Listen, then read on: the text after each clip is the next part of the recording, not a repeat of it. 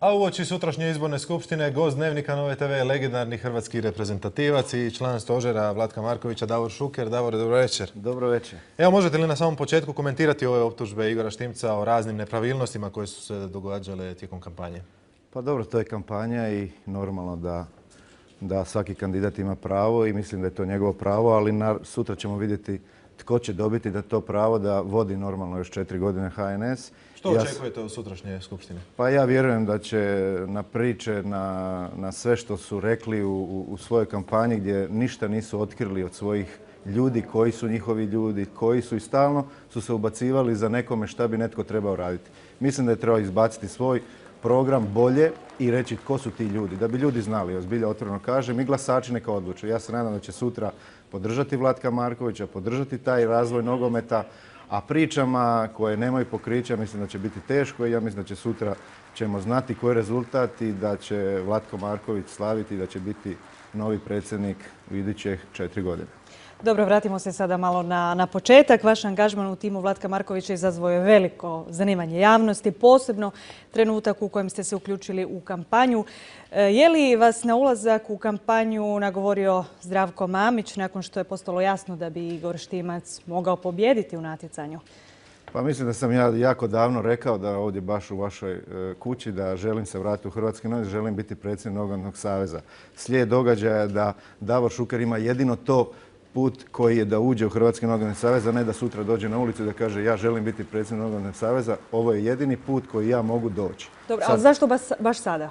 Pa zato što je to jedini put, zato što imamo 49 glasova, zato što će ljudi glasati i sutra jedan put koji je normalan da će Davor Šuker u iduće 4 godine biti nešto u Nogometnom savezu. Ja prije svega želim da uđem i u komisije izvršne vlasti UEFA i FIFA i da pomognem Nogometnom savezu i nogometu u cjelini. Znači, Mamić vas nije nagovorio? Pa normalno da nije. Mislim da je interes hrvatskog nogometa da Davor Šuker uđe. I mislim da sam tu zahvalan prije svega Vlatku Markoviću i svim ljudima i zahvalio bi se možda i ključni ljudi koji su u Hrvatskom nogometnom savezu, a to su ljudi koji dugo rade u tom savezu, koji sutra, na primjer, Igor Štimac želi da ih se odmah otjera u ponedjeljak. To su ljudi koji su 15 i 20 godina s nama živjeli, radili i to su odlični ljudi koji sutra možda strepe za svoj kruh, a mislim da se tako ne smije nitko ponašati u predsjedničkoj kampanji. Dobro, ne morate biti skromni. Evo, najslavniji ste hrvatski nogometaš u svijetu, to vam svi priznaju, mnogi bi vas rado vidjeli na mjestu predsjednika HNS-a.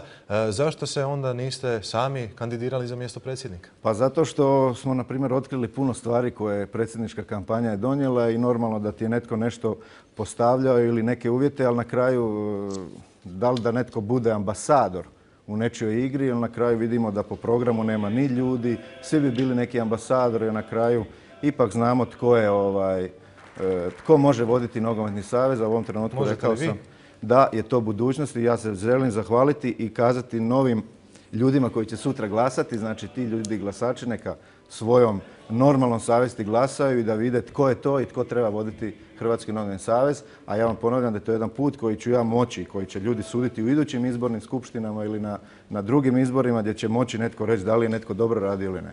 Ćiro Blažević izjavio je kako ste ovim potezom ispali marioneta, a Igor Štimac vas je nazvao očajnikom koji kompromitira slavno ime. Kako gledate na to?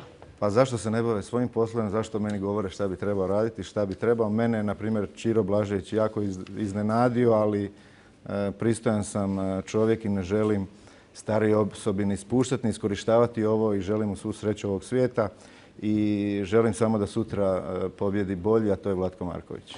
Niste uvijek bili na suprotstavljenim stranama, rekli ste i sa Ćirom, isto tako ni sa Igorom Štimcem. On je rekao da vas je prije nekoliko mjeseci osobno pitao želite li se kandidirati za predsjednika, te da vam je obećao svoju podršku u kandidaturi.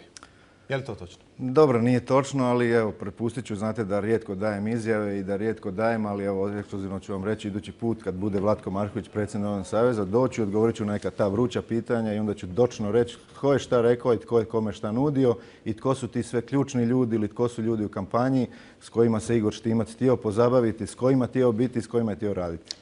Dajte nam vrijeme i vidit ćete sve.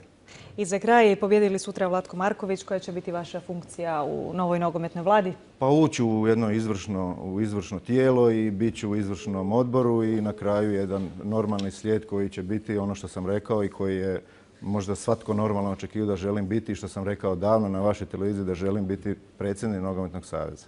Svako dobro i hvala vam na gostovanju. Hvala vama.